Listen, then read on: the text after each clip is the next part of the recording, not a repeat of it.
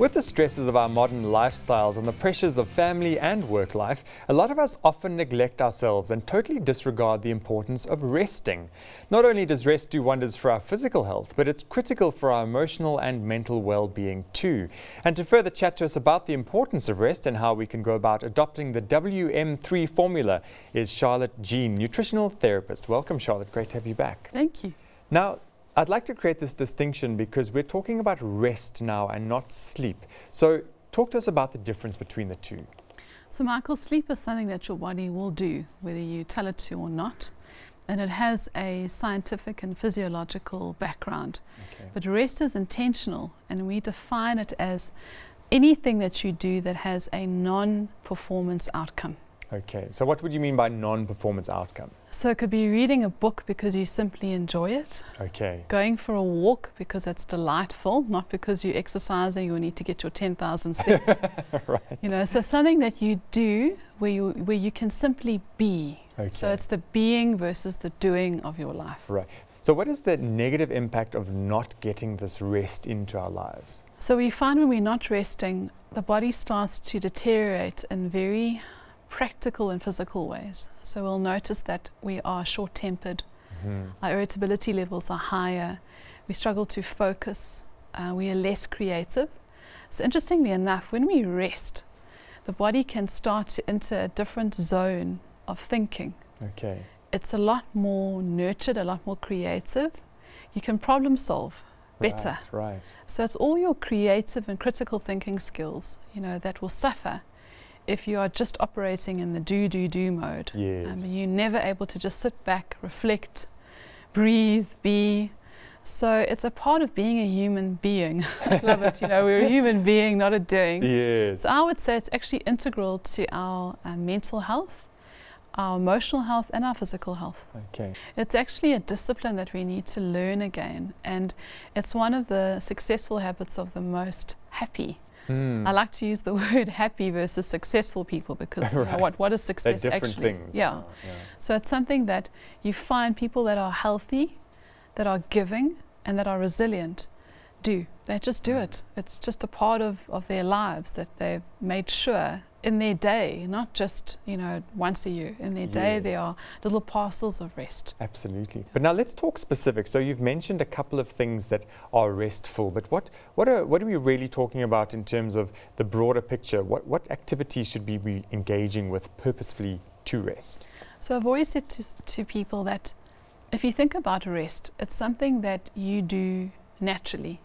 What things can I do that actually fill me, but in a way where I don't feel that I am competing against myself or anyone else? So there's literally that emphasis on just breathing.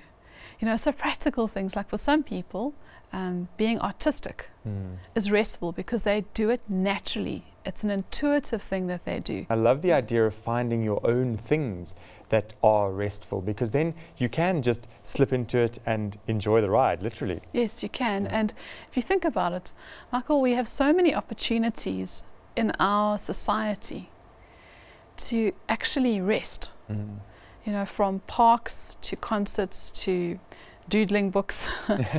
They're there. It's not like we're living in times past, well, you know, many hundreds of years ago, where people actually just only lived to work because you couldn't survive if you weren't working. Now we really have lots of opportunities, and I think it's almost part of your own self-therapy that you figure out your top 3 things. You know, you can just jump into them anytime you need to. We've mentioned in the intro the WM3 method or idea, principle. What exactly is that? Because I'm fascinated by what it might be. So Michael, that's a really cute, very common sense thing, but it changed my life. So the W stands for weekly, the M is for monthly, and the 3 is for every 3 months. So the human body operates in cycles. So you've got your hourly cycle, your daily cycle, weekly, monthly, and then yearly. But the interesting thing about the cycles is that if you work out, just in terms of the legislation governing leave, you generally need 15 days. Even for an entry-level employee, it's 15 days.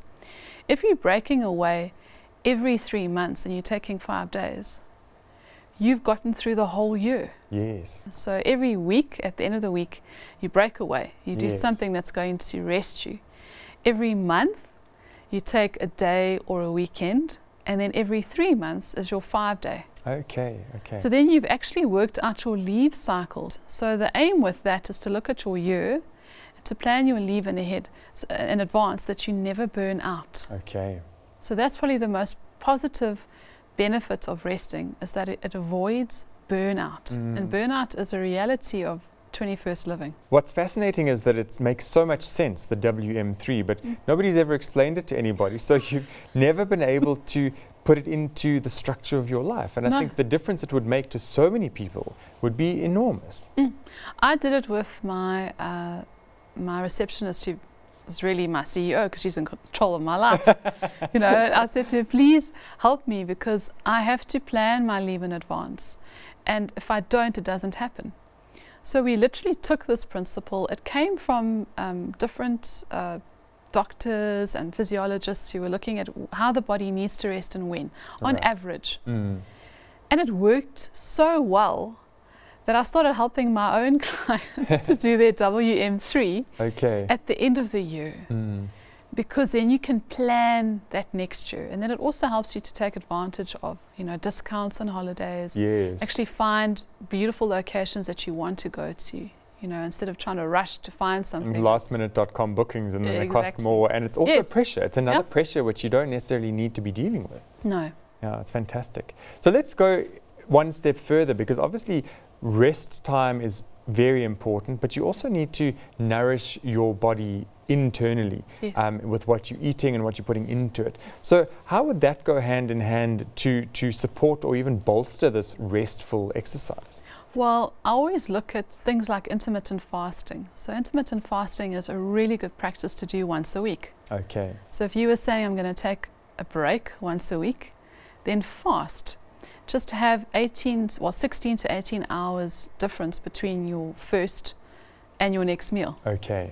So intermittent fasting, doing a cleanse every month or a cleanse every 3 months. Let's be realistic, most of us are not going to cleanse every month. You know, every 3 months doing a 5-day cleanse. Now the interesting thing is that when you go on holiday, most of us are wired to just overindulge. Yeah, on all the things that you normally would sort of be cautious of. And that's the time when your body actually just needs to purge. So I've often said, you know, if you can bring in like a herbal tea cleanse where you can still have your ice cream on the beach, because we wouldn't want to destroy that picture, you know, then you're bringing in the herbs that your liver and your kidneys need to get rid of rubbish that's been sitting there.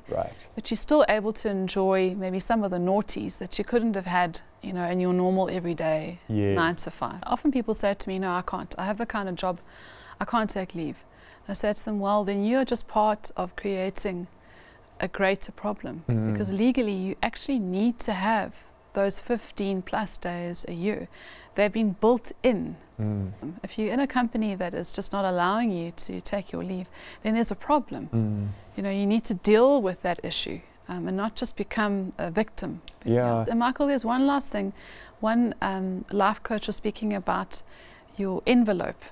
And he said any good envelope has a little bit of space around it when you put the piece of paper in or the card in, so that it folds nicely. So he said the way that you work your meetings out in your day, or just the structure of your day, like every hour, make sure you have envelope time around it. I like that. So you don't have back-to-back meetings. You'll have a 50-minute meeting, but then you'll have a 5-10-minute envelope. So that you can just catch your breath, reflect, have a bit of a mindful moment. Be mindful and then move into the next.